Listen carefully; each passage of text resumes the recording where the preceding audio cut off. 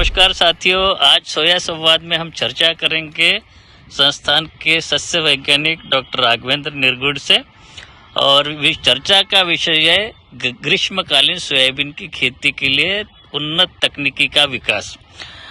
मैं आपको बता दूं कि भारतीय सोयाबीन अनुसंधान संस्थान में इस साल यानी कि 2024 के गर्मी के मौसम में सोयाबीन की खेती के लिए जो उन्नत तकनीकियों की क्या क्या आवश्यकता होती है उसके ऊपर प्रयोग किया जा रहा है।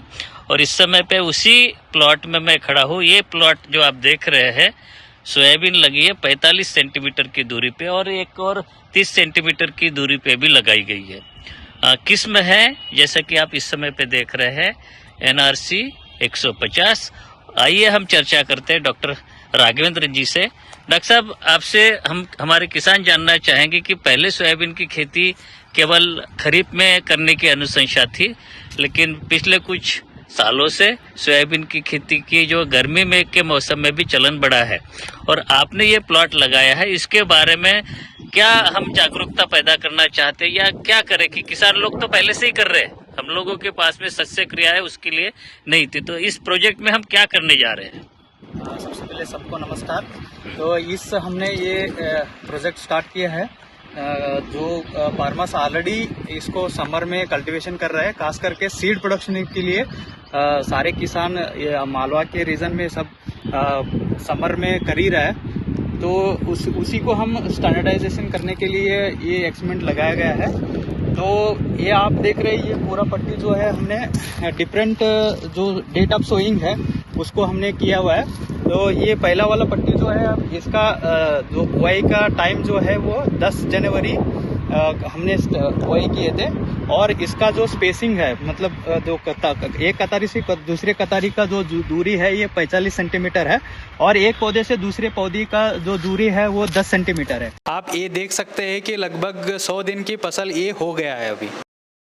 मतलब अभी 10-15 दिन में इसको काटने का मतलब हार्वेस्टिंग स्टेज में आ जाएगा। ये पहला पट्टी पूरा वहाँ तक जो हमने अलग अलग जो है पट्टी हमने इसमें सेम डेट में सोइंग किया हुआ है और एक ही स्पेसिंग में 45 सेंटीमीटर की दूरी पे और पौधे से दूरी जो है 10 सेंटीमीटर। अच्छा, और आपने बताया कि ये 100 से ज्यादा दिन की हो गई है। अभी 127 मान लो आप। तो इसमें हमने अगर ऐसे समय पे जैसे आपने लगा कि फसल की स्थिति इस समय पे बहुत अच्छी दिख रही है, फलियां भी बहुत अच्छी लगी हुई है, तो आपसे हमारे दर्शक जानना चाहेंगे कि जो बोनी के अलावा हमने क्या क्या किया है, खाद उर्वरक या और क्या क्या? ये जो पट्टी है ना, इसमें पूरा जो हमारा रिकमेंडेड डोज जो फर्टिलाइजर है, जैसे कि 25 kg नाइट्रोजन है, फिर 60 kg फॉस्फोरस है, फिर 40 kg पोटेशियम है और 20 kg जो सल्फर है उसको हमने इसमें दिया गया है जी। तो दूसरा जो आपको दिखा दूं मैं, हाँ। इसमें जो भी ऑलरेडी रिकमेंडेशन है सभी वो सब उसी को फॉलो किया है।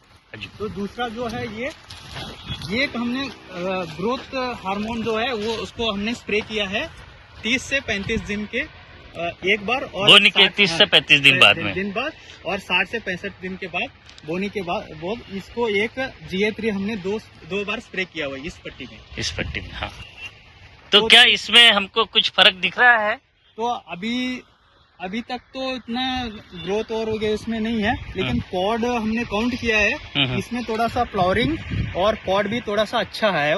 जैसे उसमें ब्रेस्टोस्टेरॉइड एक हार्मोन आता है, उसके सेम दिन पे हमने स्प्रे किया और 30 जो 14 पट्टी है जो थयूरिया एक आता है कंपाउंड, उसको हमने वो स्प्रे किया हुआ। लास्ट में जो है जो नाइट्रोजन जो है डोज उसको हमने स्प्लिट किया हुआ है लास्ट पट्टी जो है।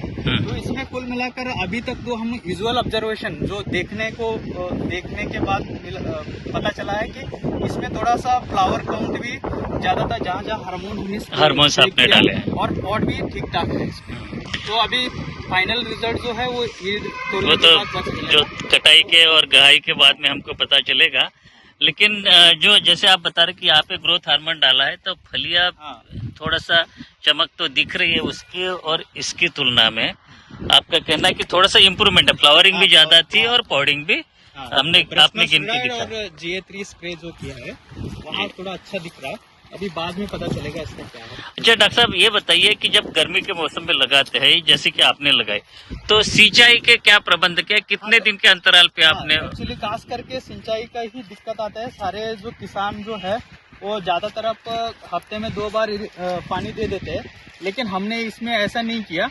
हमें 12 दिन पे 1 बार इरिगेशन दिया हुआ है, मतलब पानी 12 दिन के इंटरवल में चलाते आ रहा है। अच्छा। थोड़ा सा ज्यादा करीब के हिसाब से ये ज्यादा ही है। और मतलब क्या दिन में देते हैं कि रात में देते हैं पानी? पानी तो दिन में ही दिया उसमें। तो कोई उसका भी फर्क होता है? उसका कोई ऐसा हमने एक्सपेरिमेंट तो किया नहीं है, लेकिन इतना ठीक है। तो आने वाले समय में हम लोग इस स्थिति में रहेंगे कि ग्रीष्मकालीन सोयाबीन की खेती करना है, चाहे वो बीज उत्पादन के लिए, तो उसकी जो तकनीकी क्या क्या हो सकती है वो हमारे पास में रहेंगे कि कब बोना चाहिए, कब सबसे ज्यादा समय उपयुक्त है बोने के लिए या बाकी की